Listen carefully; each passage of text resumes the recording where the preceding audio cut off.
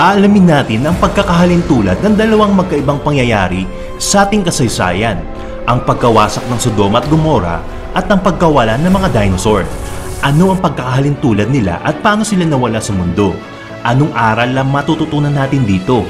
Bago nga pala tayo mag-umpisa, ay mag-subscribe muna kayo sa ating channel para lagi kang updated sa mga bagong videos natin. Umpisa na natin. Pagkatapos ng ilang taon na paghukay, ang mga archaeologists na pinamunuan ni Stephen Collins ay natagpuan ang wasak na syudad ng Sodoma at Gomora. Ang sinasabi nilang lugar ay nasa timog bahagi ng Jordan River Valley, na tugma naman sa sinasabi ng Biblia. Ang tawag sa lugar ay Tal El Hammam. May mga natagpuan din sila dito na isang elemento na parang salamin, na nalilikha lang pag ito ay dumaan sa matinding init. May nakita din silang elemento na kung tawagin ay spherule. Ito ay nalilikha pag ang isang kometa ay tumama sa lupa at ang mga maliliit na mainit na bato ay kumalat. Ibig sabihin ang lugar talaga na yon ay nasira ng matinding init. At ito ay winasak na apoy dahil may mga nakita din silang mga nakakalat sa lupa na mga sulfur crystal o brimstone. Ang sulfur crystal ay nalilikha lang pag ito ay dumaan din sa matinding init. Ibig sabihin, totoo talaga ang sinabi ng Biblia tungkol sa Sodoma at Gomora. Ito kasi ang kwento nun. Sa libro ng Genesis, sinabi ng Diyos kay Abraham na wawasakin niya ang syudad ng Sodoma at Gomora dahil sa matindi na kasalanan na ginagawa dito. Kaya binansagan itong Sin City. Dahil ang turing ng Diyos kay Abraham ay isang kaibigan, kaya niya ibinahaging gagawin niya dito. Pero si Abraham ay nakiusap na kung may 50 matutuwid na tao ang makita ng Diyos dito ay huwag niya nang wasakin ito. Hanggang sa tumawad si Abraham na kahit 10 taong matuwid ang matagpuan dito ay huwag nang gunawin ng Sodoma. At pumayag pa rin ng Diyos sa gusto ni Abraham dahil kaibigan ng Diyos ito. At sinugo na ng Diyos ang 3 anghel para pumunta sa Sodoma. Nang makita ni Lot ang 3 anghel na papasok na sa Sodoma, inimbitahan niya ito sa bahay niya para doon magpahinga at kumain. Si Lot ay isang matuwid na tao ng papangkin ni Abraham. Dito na pinaliwanag ng mga anghel kay Lot ang gagawin ng Diyos. Kaya sinabihan si Lot na maghanda na. Tawagin niya na ang mga anak niya at asawa niya para umalis mamayang madaling araw. Habang nag-uusap sila, may mga taong kumakatok na malakas sa labas. Nang pagbuksan ni Lot ang pinto, ang gusto ng mga taga-Sodoma ay makipagtalik sila sa 3 bisita ni Lot na hindi nila alam na mga anghel pala. Gwawala ng mga tao at winawasak na ang pinto para makuha nila yung 3 anghel. Ang ginawa ng mga anghel ay binulag sila ng malakas na liwanag. Doon na sila tumakas at hinila ng mga anghel si Lot at ang kanyang pamilya.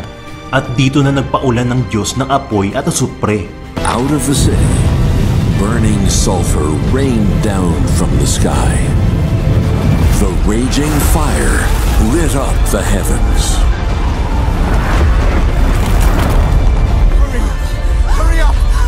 Sinabihan ng mga anghel sila Lot na huwag titingin sa likod.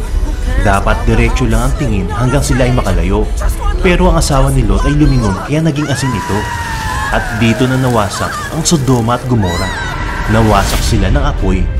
At sila Lot ay lumayo na at nabuhay ng may takot sa Diyos.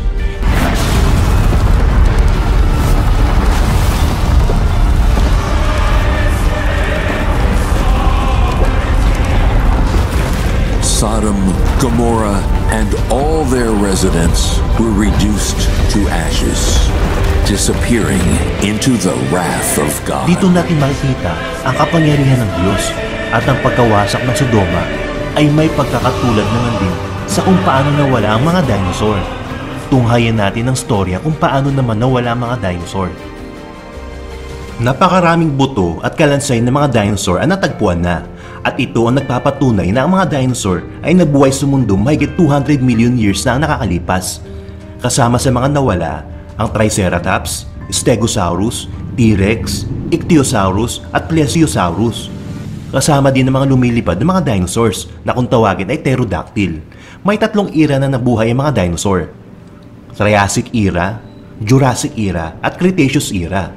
Sa era na ito, dito na naghati-hati ang lupa. Dahil ang lupa nung panahon na yan ay isang kontinente lang na kung tawagin ay Pangaea. Libo-libo mga dinosaur nung mga panahon na yan ang nakakalat sa lupa. Pero paano sila nawala? May mga teorya kung paano nawala ang mga dinosaur. Isa na rito ang Alvarez Hypothesis na pinangalan sa mag-amang scientist na sina Luis at Walter Alvarez. Noong 1980, sabi ng mag-amang scientist na Alvarez na merong malaking asteroid na kasing laki ng bundok ang bumagsak sa mundo mula sa kalawakan. At ito daw ang nagpabago sa klima ng mundo.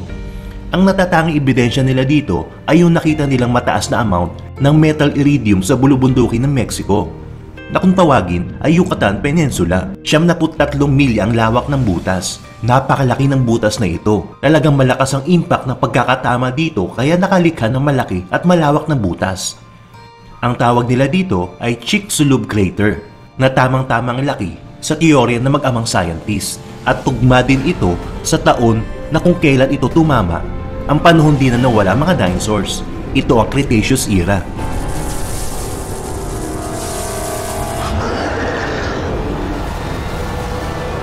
Noong 2016, nagbungkal ang mga archaeologists sa Chicxulub Crater.